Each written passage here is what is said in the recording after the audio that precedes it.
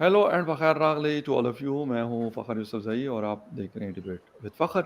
आज की डिबेट में बात करेंगे, 2 बड़ी इम्पोर्टेंट ख़बरें हैं और दोनों अमेरिका और इंडिया से रिलेटेड है। वैसे एक में रशिया का ज़िक्र भी है, लेकिन एक तो ये कि इंडियन इकोनॉमी की हम अक्सर बातें सुनते रहते हैं कि जी नंबर 6 पे थी, 5th पे आ गई, 5th से 4th पे आ गई या 4th से 3 पे आएगी। मतलब ये सारी बातें हम ऑलमोस्ट लास्ट 2-3 ईयर्स से हम ये बातें, मुख्तलिफ रिपोर्ट्स भी आती हैं, सिर्फ बातें नहीं, मतलब कहूँगा मैं बेहतरी आती है तो उस हवाले से रिपोर्ट्स आती हैं इंटरनेशनल मीडिया में, बाकी जगहों पे कि रिजर्व्स इतने हो गए, इकोनॉमी इतनी स्पीड से जा रही, मतलब ग्रोथ जो है, ग्रोथ रेट इतना चल रहा है। ये सारी चीज़ें हमें सुनने को मिलती है। आईएमएफ के की तरफ से एक स्टेटमेंट आया है और बड़ा इंपॉर्टेंट स्टेटमेंट है और वो किसी आम शख्स की तरफ से नहीं है, बल्कि गीता गोपीनाथ साहिबा ने अपना स्टेटमेंट दिया है कि 2027 तक जो इंडियन इकोनॉमी है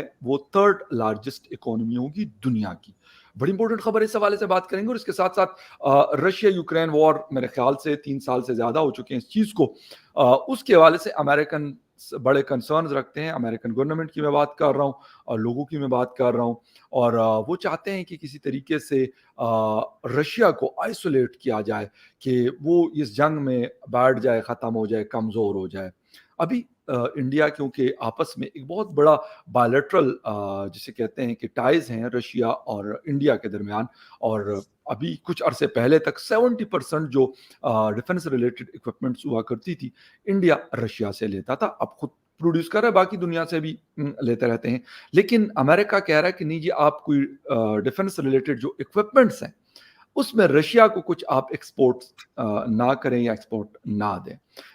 इसमें क्या हो सकता है, इंडिया क्या ये बात सुनेगा या नहीं सुनेगा, एक बहुत इंपॉर्टेंट चीज़ है। इस हवाले से आज बात करेंगे, दोनों बड़ी इंपॉर्टेंट खबरें, और बात करने के लिए हमें ज्वाइन कर रहे हैं हमारे बड़े अच्छे दोस्त, हमारे भाई analyst from India doctor Abhishek Mishra साहब ने ज्वाइन किया। डॉक्टर साहब, thank you very much for joining my show.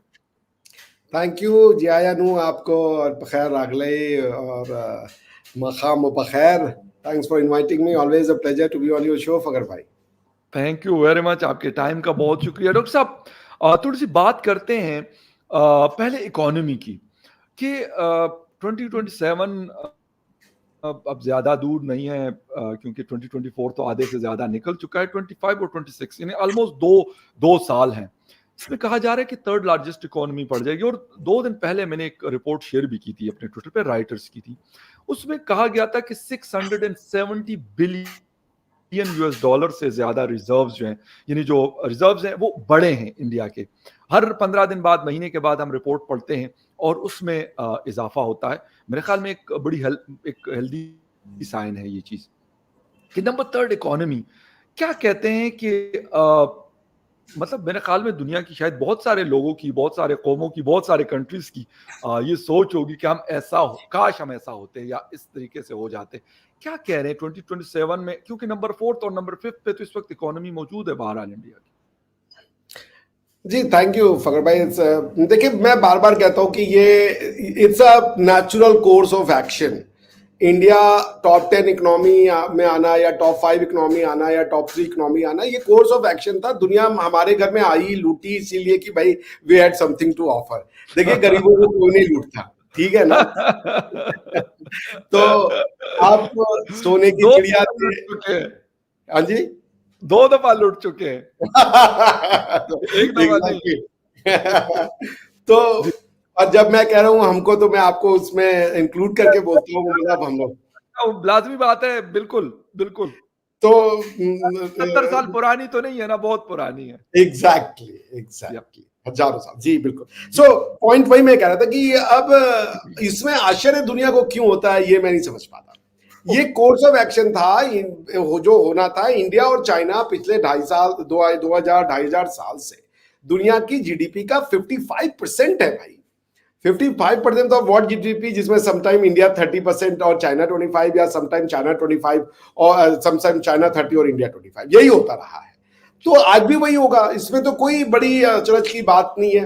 हालांकि अगर आप देखें, जो अभी मेरे पास फोर्ब्स की जो लिस्ट है, उसमें इंडिया का जो जो जीडीपी है वो है आज की डेट में 3942 बिलियन यूएस डॉलर, यानी 3.9 US trillion, almost 4 trillion, almost four, no doubt about it, almost $4 trillion. Japan जो है वो 4.1 पे खड़ा है, यानी कि हम जापान से मुश्किल से 200-250 बिलियन डॉलर की दूरी पे है, ठीक है ना। और जर्मनी 4000 यानी 4.5 या 4.6 कह लें, $4.6 ट्रिलियन पे जर्मनी खड़ा है, यानी कि जर्मनी से भी हम खाली 600 बिलियन डॉलर पीछे हैं। तो ये 1-2 साल में हो जाना, क्योंकि अगर आप मान लीजिए अभी इंडिया अगर $4 ट्रिलियन है और हम अगर 6% से भी ग्रो कर रहे हैं, तो $4 ट्रिलियन का 6% कितना हो जाएगा, यानी 10% तो 400 बिलियन हो गया, उसका आप 50% का देंगे तो कितना हो जाएगा, 200-250 बिलियन डॉलर तो हो जाएगा बड़े आराम से। सो 200-250 बिलियन, अगर आप खाली 300 बिलियन डॉलर भी मान लें, आप अगर खाली 6% से ग्रो कर रहे हैं, तो आप कितना आपका ग्रोथ होता है। सो बॉटम लाइन ये कि this is something on the card, it may happen even sooner, it depend कि इंडिया क्लॉक्स कितना ज्यादा रेट ऑफ डेवलपमेंट या rate of growth of economy दिखाता है। ये नेचुरल है, वो सभी इकोनॉमी को ग्रो करना है। हमारे लिए जो कंसर्न है वो ये है कि जो आप देखें, इंडिया 5th लार्जेस्ट इकोनॉमी है, आज की डेट में 3rd लार्जेस्ट इकोनॉमी हो जाएगी, तो जो जीडीपी पर कैपिटा है ना, वो थोड़ा मैटर ऑफ कंसर्न है हमारे लिए, because of course excessive population is to blame. हमारी जीडीपी पर कैपिटा है 2.73, चाइना की GDP per capita, China second है जबकि, ठीक है ना, चाइना की जीडीपी पर कैपिटा है 13.14, यूएस की जीडीपी पर कैपिटा 85.37, यानी पर इंडिविजुअल वो $85 वो की जीडीपी है वो, ठीक है ना। सो अब this is a huge thing, आप 2.73 पे हो, चाइना 13 पे हो, और वो $85 पर कैपिटा पे हो, पर इंडिविजुअल, यानी कि आप उनकी टोटल जीडीपी को डिवाइड कर दें उनके नंबर ऑफ पॉपुलेशन से, तो एक आदमी को एक साल में इतने डॉलर तो मिलने ही मिल रहे। सो बॉटम लाइन में ये कह रहा था कि आप अगर इस तरीके से इंडिया की ग्रोथ को देखेंगे, तो पॉपुलेशन कंट्रोल अगर हो जाए और हम $6-7 पर कैपिटा हो जाएंगे, तो that will be a huge gain for India, because काफी हद तक मिडिल क्लास या पुअर जो है, या जो पॉवर्टी स्ट्रिकन लोग हैं, उनको इंडिया उठा करके मिडिल क्लास में ले आएगा। ऑलरेडी इंडिया ने पिछले 10 सालों में 400 मिलियन लोगों को पॉवर्टी से उठा करके मिडिल क्लास में ला दिया, तो that's a big achievement. So I mean, I don't know why people simply get surprised कि इंडिया 3rd होने जा रहा है। मैंने ये भी पढ़ा था उसी रिपोर्ट में फकर भाई, कि India is going to be $55 trillion economy by 2047। 2047 is not far ahead from year. आज आप 23 साल की बात है। विद इन 23 ईयर में अगर आप $55 ट्रिलियन इकोनॉमी, ये भी आईएमएफ के एग्जीक्यूटिव डायरेक्टर की ही प्रेडिक्शन है। ये बात अलग है कि वो एग्जीक्यूटिव डायरेक्टर साहब इंडियन थे, but nevertheless I don't think कि वो इंडियन होने के नाते कोई इन्फ्लेटेड किसी भी तरीके की प्रोजेक्शन देंगे। तो मेरे ख्याल से इट इज ऑन कार्ड कि इंडिया सून $10 ट्रिलियन की इकोनॉमी तो आने वाले 5-10 साल में तो होने ही वाली है। So it's a good news, and it's a good news for the world, क्योंकि इंडिया ग्रो करेगा तो दुनिया ग्रो करेगा। ऐसा नहीं कि हम ग्रो करेंगे तो बाकी गरीब हो जाएंगे। होता ही है कि जब आपके आसपास की इकोनॉमी ग्रो होती है ना, तो उसके आसपास के इलाके के लोग भी ग्रो होना शुरू कर देते हैं।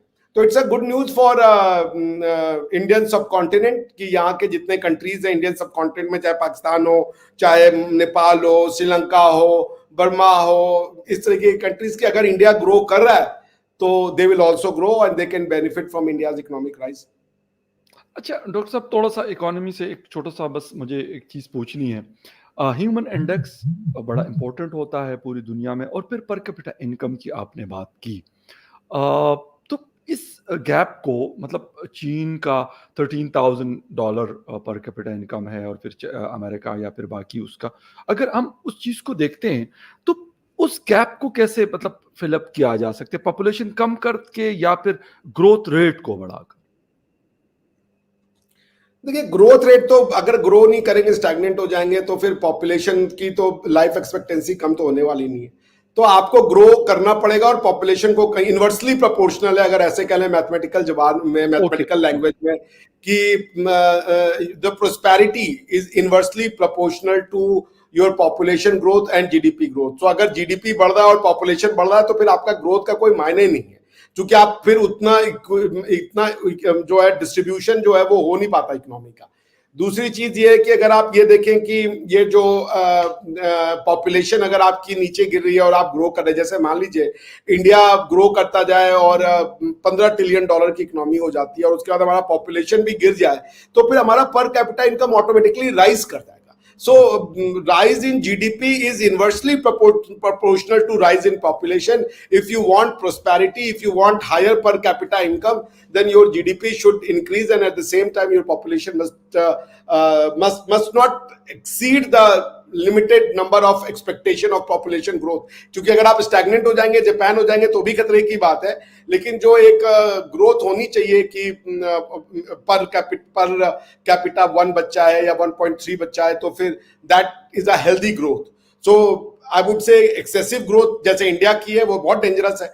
अब आप 1.4 बिलियन पे बैठे हुए हो, एक्सपेक्टेड है कि 2070 तक आप 1.7 बिलियन हो जाओगे, उसके बाद आपकी पॉपुलेशन गिरेगी. बट 1.7 बिलियन की पॉपुलेशन अगर आपकी हो रही है और आपका इकोनॉमिक ग्रोथ नहीं हो रहा, तो आप कहां से इतने लोगों को आप फीड कर पाओगे? नहीं कर पाओगे. तो पॉपुलेशन का ग्रोथ तो जीडीपी का ग्रोथ तो जरूरी है, बट पॉपुलेशन का डिक्लाइन करना भी बहुत जरूरी है, वरना पर कैपिटा इनकम वही 2,500, 3,000, 5,000, 4,000 डॉलर के रेंज में रहेगी, which will not propel you into the club of, जिसे आप कहते हैं रिच कंट्रीज या ग्लोबल नॉर्थ, उसके में आप नहीं आ पाओगे. तो मेरे ख्याल से पॉपुलेशन को घटना पड़ेगा. इंडिया का ये फॉर्मूला अक्रॉस द ग्लोब नहीं अप्लाई होगा, क्योंकि आप देखिए जापान में तो इकोनॉमी बढ़ रही है मगर उनका पॉपुलेशन जो है वो स्टैग्नेंट हो गया है, निगेटिव हो गया है. और जब पॉपुलेशन गिरेगा तो ऑफ कोर्स आपकी इकोनॉमिक एक्टिविटी भी गिरेगी ना. डिमांड एंड सप्लाई गिर रहा है, because who creates demand and supply? लोग ही तो क्रिएट कर रहे हैं. हम ही खाएंगे, हम ही कंज्यूम करेंगे,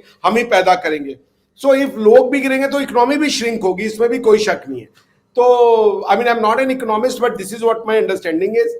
तो उसके हिसाब से मुझे लगता है कि इंडिया के केस में, इंडिया स्पेसिफिक केस ले तो पॉपुलेशन का डिक्लाइन होना बहुत जरूरी है. But at the same time जो आपकी वर्किंग पॉपुलेशन है उसके में बहुत कोई ड्रास्टिक डिक्लाइन नहीं आना चाहिए कि आपकी ओल्ड पॉपुलेशन है, वरना फिर आपका जो जीडीपी में कंट्रीब्यूशन है या जीडीपी ग्रोथ है वो भी अफेक्ट होगा. So this is what I think Fakhar भाई. ओके, बिल्कुल बहुत ज़बरदस्त. और मेरे ख्याल में ये वाली चीज़ कि इकोनॉमीज़ आपकी जब स्ट्रॉन्ग होती है तो उसका जो इम्पैक्ट है वो और चीज़ों के ऊपर भी होता है. सोसाइटी के अंदर स्टेबिलिटी, कंट्री के अंदर स्टेबिलिटी, और ये आपस में क्योंकि सारी चीज़ें इंटरलिंक होती है. लेकिन बहुत बड़ी बात है कि नंबर 3 पे आपकी इकोनॉमी आती है, 5 ट्रिलियन पे आप जाते हैं, 5 ट्रिलियन डॉलर्स की बात है.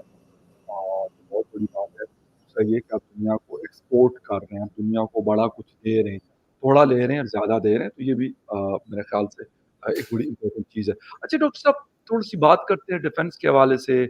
रशिया, अमेरिका की, यूक्रेन की, इंडिया की जंग हो रही है, लगी हुई है, काफ़ी सारे लोग भी मर गए, नुकसान भी बहुत हुआ है, दोनों तरफ हुआ है. लेकिन अमेरिका जिस तरीके से कह रहा है कि उन्होंने जिस तरीके से आइसोलेट करने की रशिया को कोशिश की, नुकसान तो हुआ है बहरहाल रशिया का, लेकिन वो खड़ा है और स्टैंड किया हुआ है अपनी पोजीशन को. लेकिन इंडिया को ये कहना कि आप मिसाइल या डिफेंस से रिलेटेड जो चीजें हैं, इक्विपमेंट हैं, वो रशिया को ना दें, क्या डू यू थिंक या do you agree with that statement of US कि इंडिया इसको सुनेगा या वो उस हिसाब से फैसला करेगा जिस तरह अमेरिका चाहता है, या वो इस चीज को देखेगा कि नहीं यार हम एक्सपोर्ट्स करते हैं और हम उनसे लेते भी और हम उनको देते भी? बहुत अच्छा इंटरेस्टिंग क्वेश्चन है. देखिए अमेरिका की प्रॉब्लम ये है कि वो दुनिया का पार्लियामेंट बनना चाहते हैं या वो दुनिया का पुलिस बनना चाहते हैं. दिस इज अ प्रॉब्लम भाई. वो आपका डोमेस्टिक, अगर आपने रशिया पे सैंक्शन लगाया वो आपका पर्सनल सैंक्शन है, कोई यूएन बैक सैंक्शन तो लगा नहीं है आज तक, क्योंकि सिक्योरिटी काउंसिल में रिजोल्यूशन तो पास नहीं हुआ. तो भाई दुनिया जो ग्लोबल ऑर्डर बना है, जो लीगल ऑर्डर बना है, जो वर्ल्ड ऑर्डर बना है, उसमें ये बात क्लियर है कि सब देश अपने अपने लिए लॉ बनाएंगे. आप पाकिस्तान भारत के लिए लॉ नहीं बनाएगा और भारत पाकिस्तान के लिए लॉ नहीं बनाएगा. उसी तरीके से अमेरिका हमारे लिए लॉ कैसे बनाएगा? ये जो सैंक्शन की बात कर रहे हैं कि डुअल यूज टेक्नोलॉजी आप ना दें, उनका जो मेन चीज है वो ये कह रहे हैं इंडियंस को, खासकर जैसे पिछले साल या जून उनमें कभी कोई एक SIT माइक्रो करके कोई कंपनी थी, इंडियन कंपनी, उसको लेकर के थोड़ा सा मैटर हुआ था, क्योंकि उन्होंने जो सामान भेजा था रशिया को, वो सामान परहैप्स डुअल यूज का था। वो बेंगलुरु बेस्ड कंपनी थी SI2 माइक्रो सिस्टम्स, ठीक है ना, नवंबर लास्ट ईयर की घटना है। तो उसमें फिर जो है वो उनकी जो टेक्नोलॉजी जो उन्होंने दी थी रशिया को वो डुअल यूज थी और उसको यूएस के कान खड़े हो गए। तो अब वो इंडिया में एक सेंसिटाइजेशन प्रोग्राम चलाना चाह रहे हैं कि डुअल यूज का मतलब है कि आप तो मुझे मान लीजिए आप मुझे स्टील दे रहे हो कि घर बनाने के लिए, मैं उसी स्टील से अगर वेपन बना रहा हूं तो फिर प्रॉब्लम तो है ना, क्योंकि आप जो इंटरनेशनल ट्रेड में जो गुड्स होते हैं वो उनको आइडेंटिफाई किया जाता है, उसी हिसाब से उन पे टैरिफ लगता है। मगर अगर उसकी डुअल यूटिलिटी है तो आपको वो मंगवाया किसी और नाम पे जाएगा और उसका यूज कुछ और।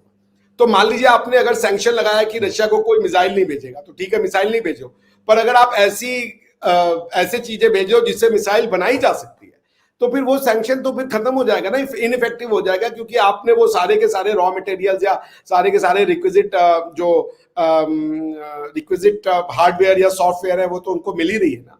तो उसी में फिर अमेरिका ने जो इंडियन से बातचीत की है, उनका जो यूएस ट्रेजरी है, उन्होंने इंडियन बैंक्स को और फाइनेंशियल इंस्टीट्यूशन को भी वो कहा है कि भाई आप रशिया से वो ना करें।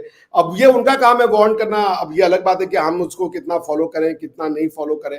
तो अब जैसे उनका मैं कोट कर देता हूं, जो यूएस ट्रेजरी डिपार्टमेंट ने कहा है कि the US government officials are leading consultation and sensitization meetings in India with the industry to make Indian companies more aware of the importance of not exporting specific types of products such as chemicals, aeronautic parts and components that can be used in missile systems. तो not only hardware, they are also saying कि आप ऐसे chemical ना भेजें, ऐसे aeronautical part ना भेजें, ऐसे सॉफ्टवेयर ना भेजें जिससे कि जो उनकी वॉर कैपेसिटी है उसको एनहांसमेंट मिले या उसको किसी भी तरीके का इम्पेटस मिले। बट इतना आसान होगा नहीं। आप जो है कोई कंपनी है अपना लॉस क्यों सहे? अगर मान लीजिए मेरी प्राइवेट कंपनी है फकर भाई, मैं रशिया से ट्रेड करके 15-20 करोड़ 40 करोड़ रुपए का मुनाफा कमाता हूं, तो मैं आपके कहने पे बंद कर दूं? भाई आपकी लड़ाई है रशिया से, मेरी लड़ाई नहीं है। भाई आप अपनी लड़ाई मेरी क्यों बना रहे हो? ऐसे तो आप दुनिया की इकोनॉमी ठप करा दोगे। आप अपनी इकोनॉमी तो ठप नहीं करा रहे हो, आप भी तो चाइना से लेना बंद कर दो ना। चाइना से लेना बंद कर दो प्रोडक्ट। चाइना दुनिया का आज 90%, किसी भी दुनिया में आप चले जाइए किसी भी पार्ट में, और आप किसी भी कन्वीनियंट स्टोर में चले जाइए, फैशन स्टोर में चले जाइए, आपको मेड इन चाइना प्रोडक्ट ना मिले तो मैं नाम हारने को तैयार हूं। China is the manufacturing hub of entire world. तो आप मत ले उनसे, तो फिर चाइना वीक हो जाएगा। चाइना वीक हो जाएगा तो फिर आपको साउथ चाइना सी में और इंडियन सब कॉन्टिनेंट में जो ये क्वाड बनाना पड़ रहा है उसकी आवश्यकता नहीं होगी।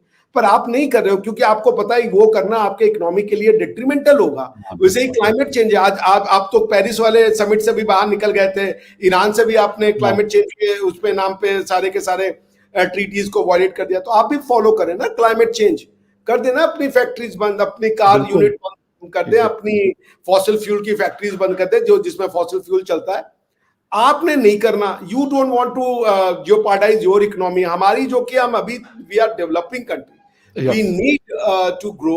आप हमें आकर के बता रहे हो यार यहाँ मत जाओ वहां मत जाओ, तो वो ये कर रहे हैं, बट आई डोंट थिंक इतना इफेक्टिव होगा। अच्छा डॉक्टर साहब, मतलब इस तरह किसी भी कंट्री को मैं ये नहीं कहता कि इंडिया मतलब लाजमी सी बात है, बड़ा मुल्क है, G7 में बैठता है, G20 है, बहुत सारी और फोरम्स है जिसको लीड करता है, एक वर्ड इन्फ्लुएंस रखता है। तो इसे डिक्टेट करना, मतलब डिक्टेट इन द, मैं वर्ड इसलिए डिक्टेट यूज कर रहा हूं कि कारोबार तो आप भी दुनिया के साथ जिधर आपका दिल करता है आप करते हैं ना। अमेरिका की बात कर रहा हूं, आपको किसी ने कुछ नहीं कहा। आपको इराक के ऊपर आपने पाबंदियां भी लगाई थी, उनको मलियामेट कर दिया था सफाई हस्ती से, लेकिन उसके बावजूद भी आप वहां का क्रूड ऑयल लेते थे। ये तो आपने नहीं बंद किया ना। लीबिया के साथ भी आपने ये किया, सूडान के साथ भी आपने ये सारा कुछ किया। अफगानिस्तान में चले आप लड़ते पड़ते और चले फिर निकल गए, लेकिन अपने लिए आपकी कोई और पॉलिसी है, दूसरे के लिए आपकी और पॉलिसी। अब आपको लगता है कि ये इनकी ये वाली मतलब डिक्टेटरशिप अब शायद उस तरह नहीं चल रही जिस तरह आज से 2-3 डिकेड्स अगो चला करती थी? भाई बिल्कुल, तभी तो इंडिया को इतनी वैल्यू दी जा रही है, वरना आपको क्या लगता है इंडिया को वैल्यू देते? तो भाई ये देखिए, तो वक्त है, कभी आप घोड़े पे कभी घोड़ा आप पे वाली हिसाब किताब होती है। अब उनके पास वो क्षमता नहीं है। चाइना एक राइजिंग पावर है, चाइना पे इनकी डिपेंडेंस बढ़ चुकी है, चाइना के दुनिया के ऊपर इनकी डिपेंडेंस बढ़ चुकी है। तो एक समय था वर्ल्ड वॉर 2 के बाद, व्हेन अमेरिका और रशिया एक हेजेमनी के रूप में उभरे, रशिया खत्म हो गया, उसके बाद आप अमेरिका ने दुनिया को चलाने की कोशिश की, और क्या चलाई दुनिया उन्होंने, जैसा आपने वो कहा, जाके इराक पे बम मार दिया। पूरा मतलब आज तक आपने अपोलोजाइज किया कि वो जो पूरा का पूरा आपने सद्दाम हुसैन की गवर्नमेंट को गिराया, उसके और इराक में बर्बादी कराई, उसके रिजल्ट में वो वहां पे जो पॉलिटिकल वैक्यूम आया, आईएसआईएस जैसा खतरनाक इंस्टीट्यूशन आया जिसने दुनिया की मतलब की समझिए एक सरदर्द साबित हो गया था आईएसआईएस। आपने आज तक माफी मांगी दुनिया से कि भाई ये जो हमने कहा था क्या वेपन ऑफ मास डिस्ट्रक्शन, ये झूठ था। कोई वेपन ऑफ मास डिस्ट्रक्शन नहीं निकला। बेचारे सद्दाम हुसैन को भी आपने खोज के मरवा दिया। वही सद्दाम हुसैन जिसको आपने यूज किया था, उसकी बात पार्टी को यूज किया था इराक में इंस्टेबिलिटी लाने के लिए। तो मतलब आपको जब चाहिए तो भैया, हमारी तो कोई दुश्मनी नहीं थी, बल्कि इंडिया का तो फ्रेंड था सद्दाम हुसैन। बिल्कुल कश्मीर के मुद्दे पे भी सद्दाम हुसैन इंडिया का साथ देता था। बच्चों का नाम भी उसने उदय और कुशय रखा था, जो दोनों हिंदू नाम है। इंदिरा गांधी के कहने पे वो उनको अपनी बहन मानता था जी। तो पॉइंट है कि हमने रोका आपको, हम तो चुप होकर बैठ गए, भैया आप बड़े आदमी हो जाकर के बम मार दो। हमने तो नहीं कहा कि भाई सद्दाम हुसैन अच्छा आदमी है। और क्या मिल गया आपको सद्दाम हुसैन को मार करके? सो पॉइंट ये है कि इसलिए अमेरिका की जो ड्विंडलिंग पावर है, जो कॉन्फिडेंस उनका गिर रहा है, दुनिया उन पर ट्रस्ट नहीं करती, क्योंकि वो जहां जाते हैं वो चेंज इन रिजीम वाला जो इनका फिलॉसफी था वो तो बैकफायर कर चुका है। Change in regime has lost its gas जिसे कहते हैं ना, उसमें अब दम नहीं बचा। हाँ, बाकी चीजें जो वो मैनेज करना चाह रहे हैं, वो अब अलायंसेस में आ रहे हैं with a like minded state, कि जितना हो सके अलायंस करके हम जो है वो जो यूरोपियन इंटरेस्ट है या वेस्टर्न इंटरेस्ट है ऐसे कह ले, उसको हम प्रिजर्व कर सके।